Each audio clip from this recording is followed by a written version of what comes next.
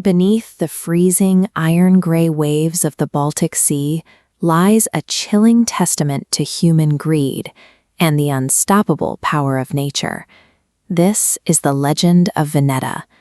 Known for centuries as the Atlantis of the North, it was an ancient, staggering wealth, where local lore claimed the streets were paved with silver and merchants lived like kings. But its prosperity offered no protection.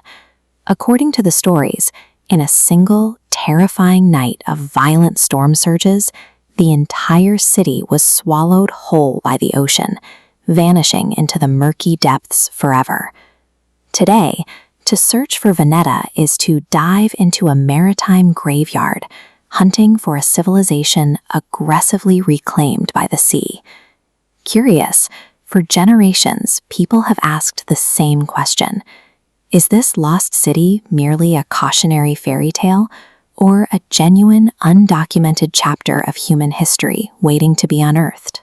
The historical folklore suggests the unimaginable wealth of Vineta eventually became its fatal poison, plunging a once great population into absolute moral decay. The tales describe a citizenry so impossibly decadent that they wiped the mud off their boots using pieces of freshly baked bread. Their arrogance supposedly knew no bounds. The legends say they forged their city gates out of solid brass and cast their church bells from pure silver, convinced their riches made them invincible. Blinded by this hubris, the citizens completely ignored the physical warning signs right in front of them, the darkening coastal skies and the increasingly violent tides of the Baltic. Because these hyper-specific details are perfectly tailored to punish greed, historians spent centuries writing Vineta off as a standard medieval morality tale, a story designed to keep peasants humble, not a real place on a map. That view held until modern researchers started digging into the writings of Adam of Bremen, a highly respected 11th century German historian. In his chronicles, he exhaustively documented a magnificent trading hub on the Baltic coast. He called it Jumne, a location that would later appear in regional texts as Jomsborg, Julin, and eventually Vineta. The documents describe a thriving, cosmopolitan free port where Vikings, Slavs, Saxons, and Greeks routinely collided to trade and do business. The primary economic engine driving this wealth was Baltic amber. Known at the time as the gold of the North, this fossilized resin was heavily exported across the known world. In return, massive influxes of international silver poured into the city's coffers, elevating it into the most prosperous urban center in Northern Europe. Vineta was a documented geopolitical superpower, boasting massive timber longhouses and bustling harbors that rivaled the wealth of Constantinople. Its sudden erasure from the medieval map remains one of history's greatest anomalies. Stripping away the mythological curse reveals a terrifying ecological reality underneath. Historical records point to a catastrophic event in early November, often referred to as the All Saints' Flood. The Baltic Sea unleashed its fury.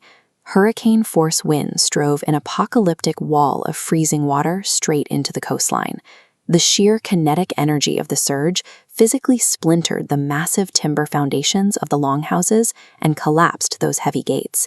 The extreme hydraulic forces physically tore the coastal landmass apart, sinking the entire settlement into the dark abyss in a matter of hours. Vineta's downfall stands as a stark demonstration of how complete overnight ecological devastation can permanently erase a thriving empire.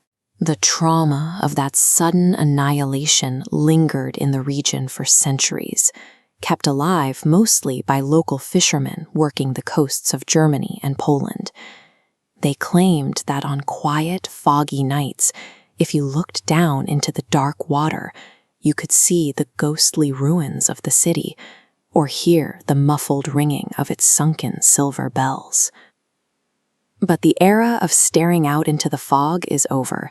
Today, hard science is taking the lead. This is a marine echo sounder. It's one of several modern geophysics and sonar tools now being used to systematically scan the shifting sands of the Baltic coastline. By applying these advanced instruments to the seafloor, researchers are finally forcing the ocean to surrender the physical truth hidden behind the myth. While nature undeniably possesses the power to drown human empires, human science ensures their history is never truly lost. For centuries, the search for the legendary city of Vineta relied on medieval chronicles and coastal ghost stories. These records offer little help in the Baltic Sea, an environment defined by violent, unpredictable coastal dynamics. The southern coast is so incredibly dynamic that over the last millennium, the sea has literally consumed entire landmasses and islands. To find a sunken settlement in this environment, researchers moved past the history books, replacing folklore with verifiable coastal science. This grounded, data-driven approach replaced myth with verifiable coastal science, turning a ghostly legend into a targeted archaeological hunt. The investigation was built on 3 pillars: environmental geology, coastal archaeology, and deep-sea robotics. Hunting a ghost requires a vacuum of emotion. The process must be strictly empirical. The broad search area targeted the southern Baltic coast, focusing on the shifting terrain around the island of Usedom. The Leibniz Institute for Baltic Sea Research conducted extensive geological surveys here, seeking empirical data from the floor of Greifswald Bay. Scientists extracted deep sediment cores from the seabed to reconstruct the geological history of the region. These cores show distinct varying layers of sediment.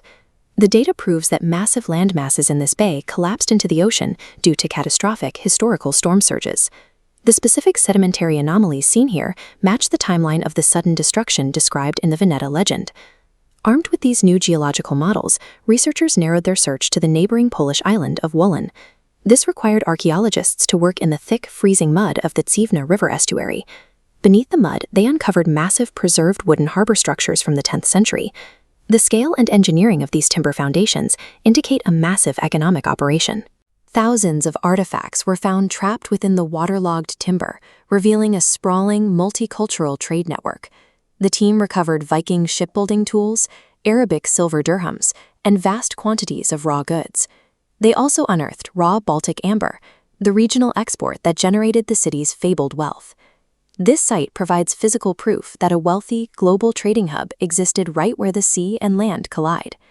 The final obstacle was the Baltic itself.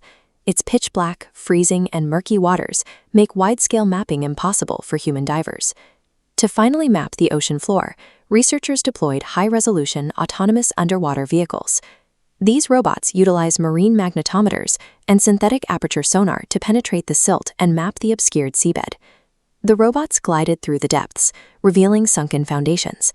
This combination of robotics and sonar allowed for the 3D scanning of cargo ships with millimeter precision.